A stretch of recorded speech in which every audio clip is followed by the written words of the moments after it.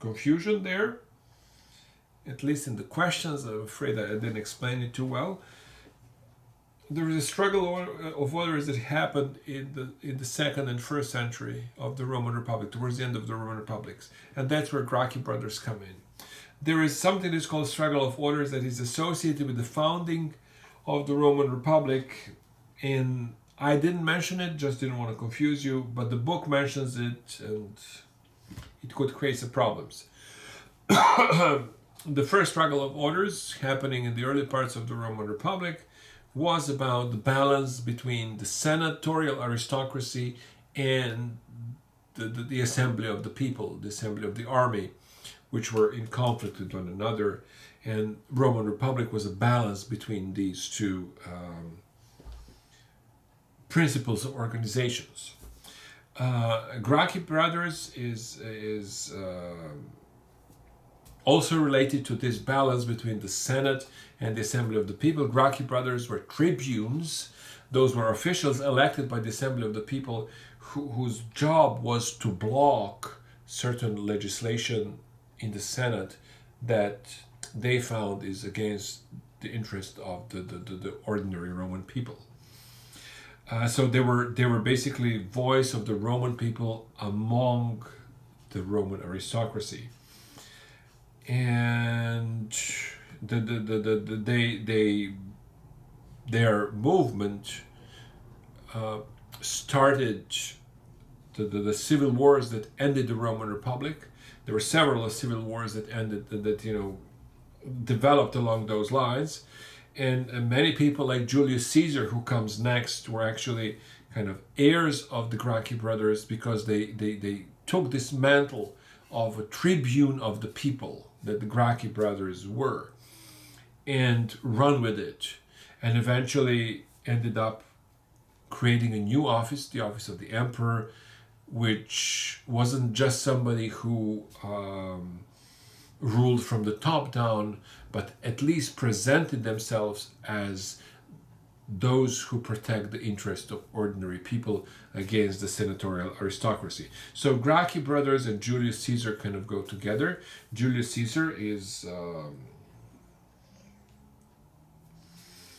obviously one of those figures from the late Roman Republic, when civil wars between factions, between the senatorial faction and the popular faction was going on. The optimates and the populares, those were the Latin terms. Julius Caesar belonged to the popular party. He presented himself as a protector of the people. He waged various wars, including the war in Gaul, what is today France, and those wars were actually very beneficial to ordinary people because those people served in the army and could become rich and were rewarded after years of service. The terms of service in Roman army were about 20 years, so it's a very, very long term of service. We have number 21, Emperor Nero, famous for being probably the worst Roman Empire. At least that's how he's remembered in literature. The history writers didn't like him. He was suspected of trying to burn Rome because he wanted to expand his palace, and houses of the ordinary people in the way, and oops, it happened that a fire started, and then he was always suspected that he instigated this fire, which he could kind of never wash his hands off. And he's associated, therefore, with the persecution of Christians because he tried to divert the blame, saying, no, it's not my people who started the fire. It's these crazy Christians who knows what they believe, what they do. They have these secret meetings and stuff of that sort, and try to divert attention from his actions. Number 22, we have Empress Helena, mother of Emperor Constantine. Empress Helena was important for, if you remember the story, she was the one who found the true cross of Jesus. In other words, Empress Helena was a kind of an archaeologist.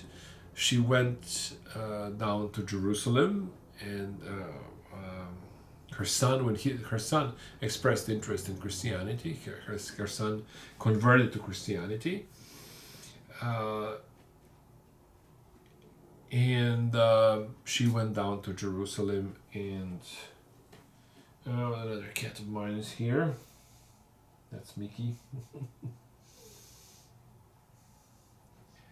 And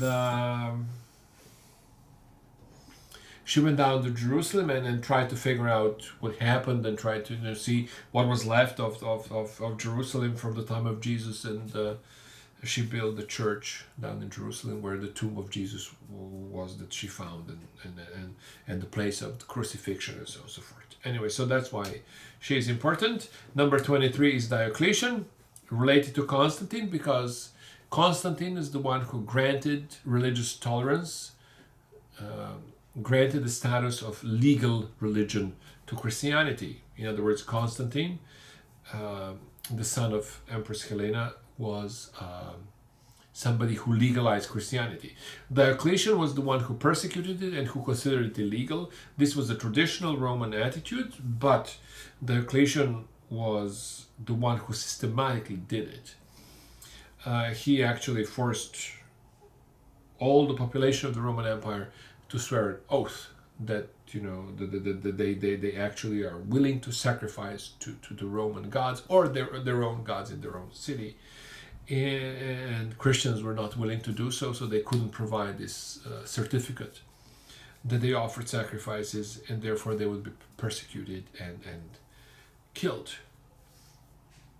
I mentioned before that Roman justice system was very strict.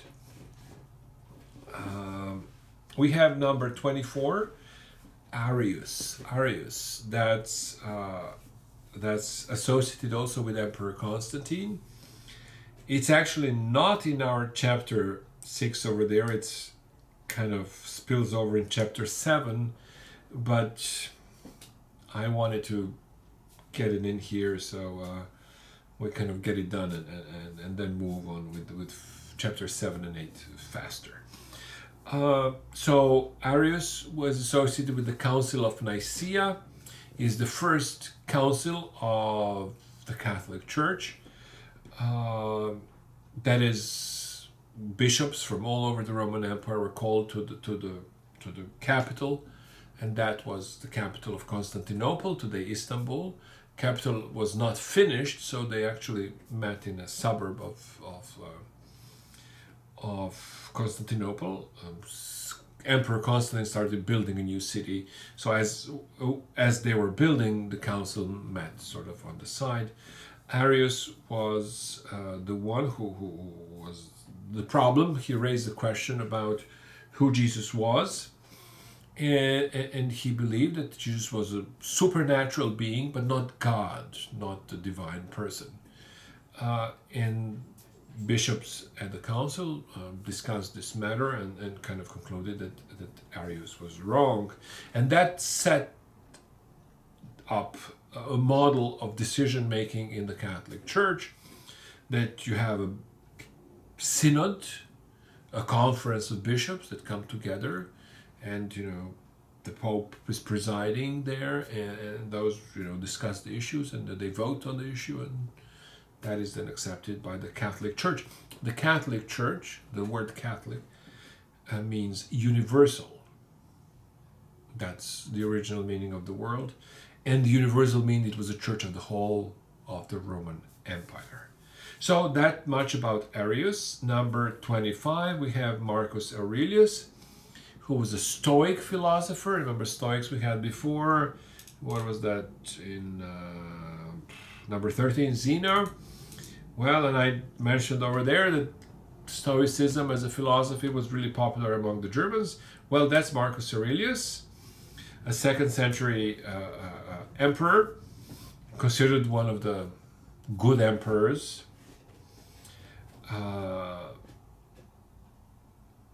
Spent most of his time in office fighting the Germans. We will talk about that more in the future, But at this point in the 2nd century, we have the beginning of the German invasions. Germans from the north of the Danube and the Rhine River, which were the boundaries of the Roman Empire, were trying to get into the Roman Empire and settle there and enjoy the good life that the Roman Empire provided. And the Romans were trying to stop them, including Marcus Aurelius. He wrote a book, Meditations, which is one of the famous books of philosophy from antiquity, and thus he ended up here. So these are our 25 most important personalities from the 6 chapters that we covered. If you listened this far, I can tell you now a couple of them who are really important. In other words, most probably they're going to be on the exam. So one of them is, I don't know, Empress Helena, mother of Constantine, Diocletian, Arius. All these 3 come together. They have to do with Christianity. Diocletian persecuted Christianity. Constantine, his mother, legalizing Christianity, and Arius actually instituting the church as we know it today, the Catholic Church as we know it today. So that's going to be there.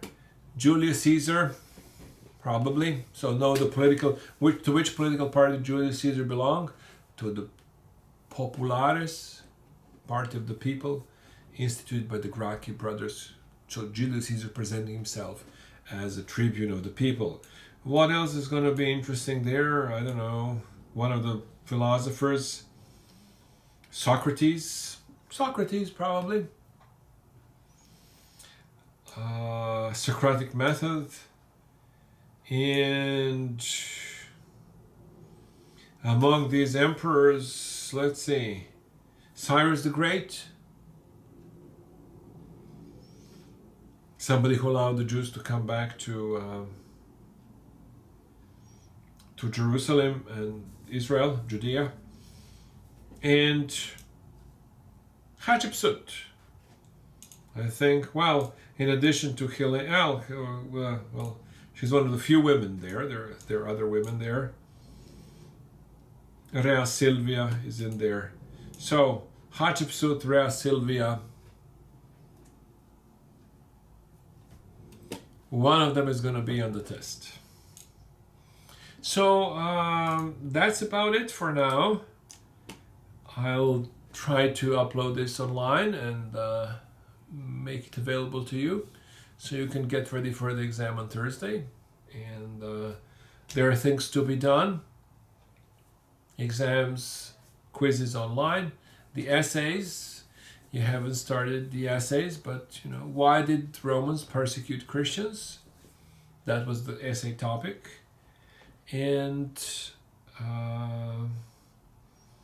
I'll get here online tomorrow morning to see if you have any questions so we can kind of have a live discussion. All right, see you.